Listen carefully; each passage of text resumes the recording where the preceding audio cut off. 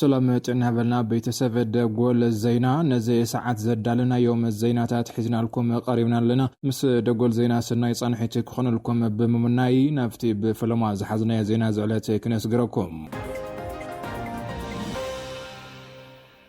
أب وردا ريا عزبو حيال تقاومة العلوم زي تقاومو أب كتمام مخنون كمزغز لتحبيرون لومي رفاد أب وردا ريا عزبو نبرتي تخبابي حيال تقاومة كم زكايدو يزقلزلو كان على نزي تقاومو دما زي حقا ورا مريت دويبا لزبل مخوانو تحبيرون أب وردا ريا عزبو جنتي قشيتي غانداستولا زلونا حزب مريت سفحات لعل 10 هكتار تخون حزب تخبابي لعل 10 عامات دنا المعو نايت مريت يجوزوتاوي دما قطعي اب ايدس حزبنا هلو متاشا زي بلوم لعلي كل تشحن 500 مناسه تخباب مهل يابنا تفلته نخالي وغن كوهاب محسابو كم زقطعم يسجل زلو حزغن تمريت بناي حزي زلا مرارحه تخبابي عالم سجد زبها لجلسب بحيل سراويتنا تعجب نغاراج تراكتور لعل 10 هكتار وهابن بمبال كم زحاتته زمصن حبريتا يردون بزي مخنيات دما حزب قشيت غانداسو مريتنا ندقنا امبر نوررتاي نبل كبل دمصو كسمع وعيللون زي تجميل زل حيال تقاومو ابي كتماتات مخنن كالو تعشل كتماتات وين تخايدو كم زلو يتحبيرو زلو مفتح حساب زركب دما زي حيال تقاومو كقصل مخانو تحبيرو كم زي فلت زوادو قدمي حزون زي تفلالي زعباتات بملعال تقاومو امنا كايدو زمصون تخونو بفلاي دما دحري ودقات قداماي غيزياو ممحدار تግራይ ማለቱን በጌታቸው ረዳ ዝምራሕ ጊዜው መምሕዳር ድሕሪ መውዳቁ ኣብ ዝዋደው ሓያለ ተቃውሞታት ተሰሚዖም ኢሉውን ኣምሓዳሪ ዝዋደቡ ኣይተሃፍተ ኪሮስና ሃሎ ብኻሊ ኣካል ምትክኡ ስዒቡ ኣብ ዝተፈላላይ ከባብታት ዝዋደቡ ሓያለ ተቃውሞት ላዕሉ ነይሩ بدحريون ودب حوحات زي شموتو نزوادو كمحادرن كالو ايتهافتو كيروس دما كاب زنور حلافن التلعيلو ناب حرام مريت كم زورده زفلاتيوم اب تግራይ ጨጣውል ዝነበረ መخفال ሰራሕተኛታት መንግስት ጀሚሩ ጊዜው መምሕዳር ትግራይ ኣፈላላይ መሃያናይ ሓድሽ መሃያ መስከረም ጥቅምትን 2018 ዓመተ ምህረት ናብ ኩለን ወረዳታት ትግራይ ከም ዝላኸ ተፈሊጡ መንግስት ፌደራል ናብ ትግራይ ዝለኸ ዝነበረ ናይ ክልተ ወርሕ በጀት ጠጦም መባሉ ስዒቡ ኣብ ትግራይ ብሃገር ደረጃ ዝተወሰኸ ሓድሽ መሃያ ከይተኸፈለ ጸኒሕ እዩ እዚ ጥራሕቲ ኮነስ ወረዳታት ዝኸፍሉ ዕቁር በጀት ብዘይ ምህላውን ሰራሕተኛታት መንግስቲ ስራሕ ተጠባቢሎም ቤት ዕየታት ክሳብ ምዕጻቡ በጽሕም ነይሮም ናብ ክልል ትግራይ ዳርጋና ስታቲክ ለተዋረሕ ዝመጽ በጀት ከም ዘለ ቢሮ ኮሚሽን ፕላን ትግራይ ኣብ ዘይሶመን ምሕባሩ ዝዝካርዩ እዚ ዝኸውን ዘሎ ንውዕሊ ፕሪቶሪያ ናብ ሓደጋ የእትዋሎ ተባሂሉ ዝነገረሉ ኣብ ሞንጎ ማእኸላይ መንግስትን ሕወሓትን ዝረአ ዘሎ ፖለቲካዊ ውጥጥ ናብ ግጭት ከየምርሕ ኣብ ዝስጋኣሉ ዘለዋን እዩ كم دما نفت خلل أخلنا داري خير كم زيلون أبا حفشة ومن قصقاس تخلل كلول أو يسعب كم زلون بي سي تجرنيا زراربوم سب مزت خلل جليز أمنيرم بحفشة بزعمت مالتو ونكلة شناسر شمنتن عمت مرت نتجرايز تمدبه عسرت شمنتنت وشمنت بيلون برت أمر باجت نعسر تخلت وارح تخافيلو ببورحيز الأخذ نبر خينو كبورحت كم تجميرو جنت أطويلو كم زلايو بيرو زردان نزين مفتاح مس فيدرال منجستي مردا يجبر كم زنبر زجلز بيرو كوميشن بلان تجراي لومجن جيزاو ممحدار تجراي ناي مسكرم تقمتن بجت نبز تفرالي مرداتات تليخلو يخون مبر ازي ناب ورداتات تلايخل زلو بجت فيدرال منجستي حزو زنبر بجت سلازل اخودي ويسبنا وشت عقميو ازي دموز زخفل زلو زبلجن زوص حبريتايلن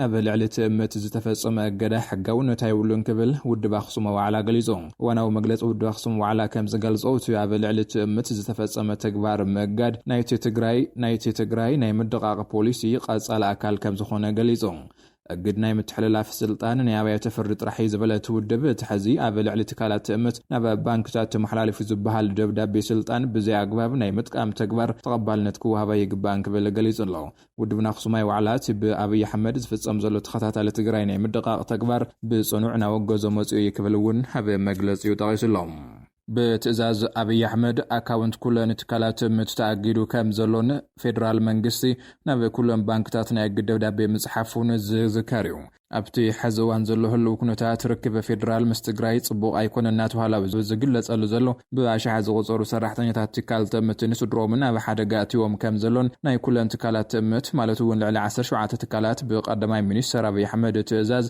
ሒሳብ ባንኪ ተኣጊዱ ከም ዘሎ እዩ ዝሕበር ዘሎ። ቅድሚ ሕዚ መንግስቲ ፌደራል ናይ ትግራይ በጀት ከም ዘኸልከለ ዝዝከር እዩ።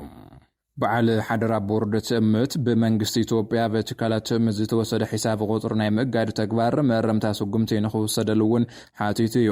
በዓል ሓደራ ቦርድ ትእምት ምክንያቱ ብዕለብ ዘይተፈለጠ ኣገባብ ናይ ኩለን ትካላት ትእምት ናይ ባንክ ሒሳብ ካብ ሕዳር 24 2018 ዓ.ም ጀሚሩ ብጅምላ ከም ዝተዓፀወ ካብ ዝምልከቶም ባንክታት ከም ዝተገለጸሉ ኣፍሊጡ ነይሩ። እዚ ዝኾነ ዓይነት ናይ ፋይናንስ ምርመራ ብልዕሊ ዘን ትካላት ከይተኻየደ ብጅምላ ተወሲዱ ዘሎ ናይ ባንክ ሒሳብ ናይ ምእጋድ ተግባር ሕጋው ከም ዘይኮነውን እቲ ቦርድ ሃበ መግለጺኡ ሓቢሩ ነይሩ።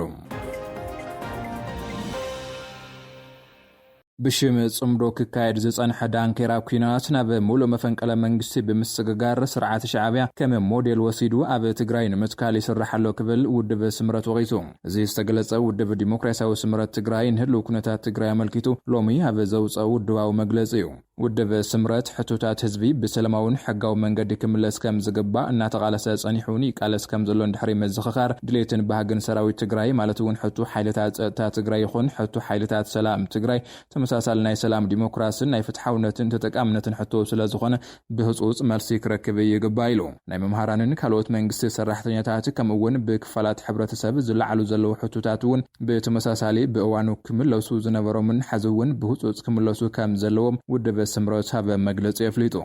ብኢደወነኑ ምስ ስርዓት ሻዕብያ ተሻሪኹ ድሕሪ ደጊም ትግራይ 360 ዲግሪ ኣይትኸበብን እያ እናበለ ጸረ ህዝብን ፋሽስታዊ ተሓሳስባን ተላፊኑ ትግራይ ናብ ዝኸፍአ ጸገም መንቀራቑረቲ ይርከብ ክብል ውድብ ዲሞክራሲያዊ ስምረት ትግራይ ስምረት ገሊጹ። ውድብ ስምረት ምርኣያ ድሕረትን ጉሕለትን ክብል ንዝጠቐሰ ሓይሊ መኸተነ ሓንሽሹ ዓቕምታት ትግራይ በቲኑ ትግራይ ናብ መንገዲ ሕንፍሽፍሽ ክትሕል ዝገበረ ጉጅለ ድሕሪ ምባል ሓዚ እውን መንገዲ ቁልቁለት ጉዕዞ ብምቕጻል ትግራይ ናብ ኣዝዩ ዝኸፍአ ዓዘቕቲ ንምእታው ጉዕዞ ጠናኺሩ ይቕጽል ኣሎ ክብል ወቂሱ። እዚ ጉጅለ ኣብ መኸተ ብዝፈጸሞ ጥፍኣት ኣብ ሓፂን መፂን ኣብ መዓድን መሬትን ተዋፊሩ ዘካይዶ ዘርፋን ጉሕለትን ከምኡ እውን ካልኦት ዝፈጸሞም ገበናትን ተሓታትነትን ከም ዘስዕብ ብምስጋእ መንገዲ ሰላም ተሓሲሙ ብህይወት ዘይጋታት ጥልዕ ክጻወት እናተንቀሳቐሰ ከም ዝርከብ እውን ኣፍሊጡ። ፌደራል መንግስቲ ኣፈላላያት ብሰላማዊ ሕጋውን መንገድን ምፍታሕ ዝገብሮ ዘሎ ጻዕሪ ውድብ ስምረት ንኢድሎ ብምኽንያት እቲ ናይ ድሕረ ዝበሎ ውዳበ ይኸተሎ ብዘሎ ጻሕተራይ ኣካይዳ ብሰንኪ ንቑፅ ይነድድ ርሑስ ከይኸውን ህዝቢ ካብቲ ጉጅለ ብዝፈላ ኣንፈት ብምትግባር በጀት ይኹን ንህዝቢ ዝጠቕሙ ካልኦት መሰረታዊ ሸቐጣት ብጅምላ ምእጋድ ናይ ህዝቢ ማሕበረ ቁጠባዊ ህይወት ክናጋዕ ስለ ዝገብር መንግስቲ ፌደራል ነዚ ጉዳይ ብጥንቃቐ ደጊሙ ክሪኦን ህዝቢ ብዘይ ጎድእ ካልኦት መማረፅታት ክጥቀም ከም ዝግባእ ዲሞክራሲያዊ ውድብ ስምረት ሓቲቱሎም። በተዘማዲ ፌደራል መንግስቲ ኢትዮጵያ ተጻብኦ በቃውምነት ደው ናይ ምባል ስምምዕነት ፕሪቶሪያ ሙሉእ ብሙሉእ ተግባራዊ ክኸውን ተሓቲቱ። ምንቅስቓስ ድሌት ለውጢ ትግራይ ሎሚ ሕዳር 27 2018 ዓ.ም ኣብ ዘውፅአ መግለጺ ከም ዝበሎ ተመዛበልቲ ዓለም ለኻዊ ሕግን ስምምዕ ሰላም ፕሪቶሪያን መሰረት ተገይሩ ድሕንነቶምን ክብሮምን ተሓልዩ ናብ መረበቶም ብዘይወዓል ሕድር ክምለሱ ይግባእ ኢሉ። ማሕበረሰብ ዓለም ተግባራውነት ስምምዕ ሰላም ፕሪቶሪያ ክፍጸም በኣንክሮ ዝሓተተ ምንቅስቓስ ድሌት ለውጢ ትግራይ ህዝቢ ትግራይ ሰላምን ረሃዋን ክረክብ ምስ መንግስቲ ፌደራል ይኹን ማሕበረሰብ ዓለም ብሓባር ክንሰርሕ ድልዋቲና ክብል እውን ሃበ መግለጺ ይሓብሩ። ምንቅስቓስ ድሌት ለውጢ ትግራይ ሃበ ትግራይ አንጽላሊ ዘሎ ሓደጋ ኩናት ብምትራፍ ንኹሎም ፖለቲካዊ ውዳበታት ትግራይ ዝሓቆፈ ግዚያዊ ምምሕዳር ተኸይልካ ስምምዕ ሰላም ፕሪቶሪያ ብሰላማውን ሕጋውን መንገዲ ብሙሉእነትን ምፍጻምን ዲሞክራሲያዊ መረጻ በመከያድ ናብ ዝተመረጸ መንግስቲ ምስግጋርን ዝብሉ ዕላማታት ሒዙ ይንቀሳቐስ ምህላው ኣፍሊጡ። ትግራይ ኣብ ትሕዚ በጽሓቶ ዘላ ፖለቲካውን ድሕንነታውን ኩነታት ኮይና ነዊሕ ክጸንሕ ምግባር ናብ ዝኸፍአ ጥፍኣት ዘእተወና ስለ ዝኾነ ኩሎም ፖለቲካዊ ሓይልታት ትግራይ ተኣኻኺቦም ብምዝታይ ኣብ ዝሓፀረ ግዜ ንኩሎም ፖለቲካዊ ውዳበታት ትግራይ ዘሳተፈ ሓቆፋይ ናይ ክልል ቤት ምኽሪ ካቢኔን ዝተማልአ ናይ ወረዳታት ከተማታትን ኣብያተ ምኽሪ ዘሎ ግዚያዊ ምምሕዳር ክምስረት ይግባእ እውን ኢሉ።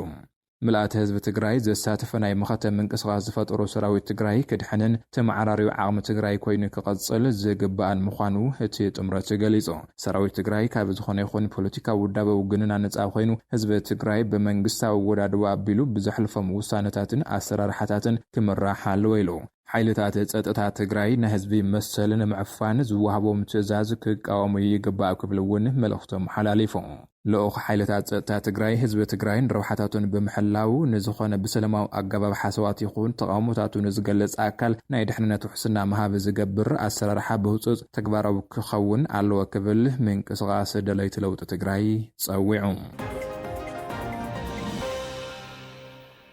ኣብ ተበጻሕቲ ዝኾና 759 ጣብያታት ብ1843 ጉጅለ ከተብቲ ንልዕሊ 1 ሚልዮን ህጻናት ክታበት ሕማም ኣልመሲ ክወሃብ እዩ ዝርግሕ ሕማም ኣልመሲ ኣብ ትግራይ ኣብ ሰብን ማያዊ ኣካላትን ብዝተገበረ ምርመራ ቫይረስ ሕማም ኣልመሲ ከም ዝተረኸበን በዚ ምኽንያት ድማ ተወፍሪ ክታበት ኣድላይ ምዃኑን ሕማም ኣልመሲ ድማ ብክታበት ጥራይ ምቁጽጻር ከም ዝከኣል ቢሮ ጥዕና ትግራይ ገሊጹ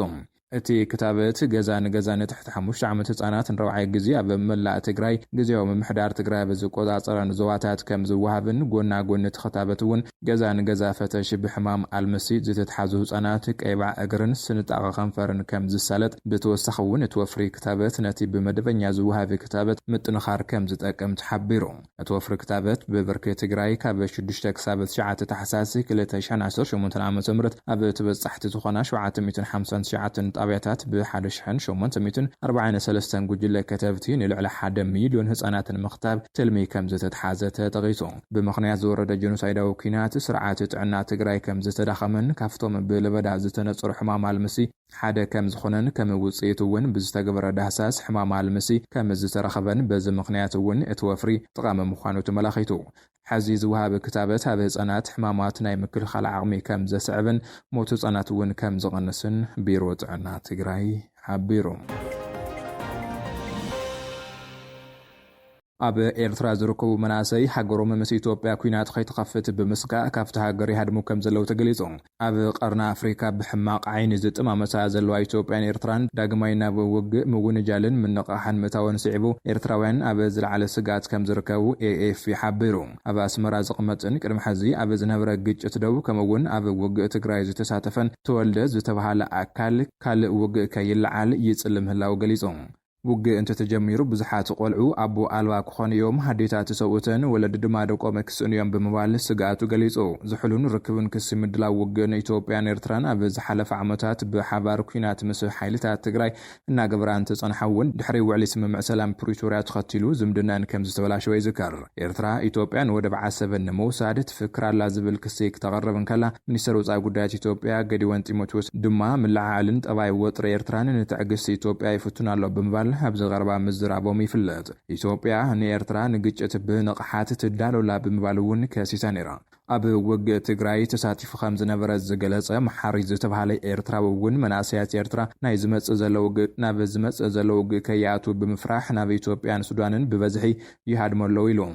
ኣብ ስደት ትነብር ለዋም ዝተባሃለት ኤርትራዊት እውን ስድራ ቤታ ብፍርሒ ከም ዘለው ጠቒሳ ከም ገለጻ ድማ ኣዴታት ናብ ኣኼባ እናተጸውዓ ቀዳማይ ሚኒስትር አብይ ኣሕመድ ኣብ ኻትክን ውግእ ክጅምር ስለ ዝኾነ ደቅኽን ኣዳልዋ ይበሃላ ከም ዘለዋ ተሓቢሩ ገለ ካብዘን ኣዴታት ኣብ ውግእ ትግራይ ዝጠፍኡ ደቀን ኣበይ ከም ዘለውካ ከይፈለጣ ንዝተረፉ ደቀን ውግእ ክዳለዉ ይሕተታ ምህላውን እቲ ማዕኸን ሓበሬታ ኣቃሊዑ ሚኒስትር ዜና ኤርትራ የማነ ገብረ መስቀል ብዛዕባ እዚ ጉዳይ መልሲ ክህብ እንተተሓተተኳ ፈቃደኛ ከም ዘይኮነ ኤኤፍፒ حبيرو باركة سفتوات خطاتلتي مدبة دقل زينا نزي ساعات زدالونا يوم زيناتات نزوم كتكتات الوم صنحكم مسلني روم أبغ أصالي بخلوت عبيت زعواتات كساب الراقب سسنين عقم سلام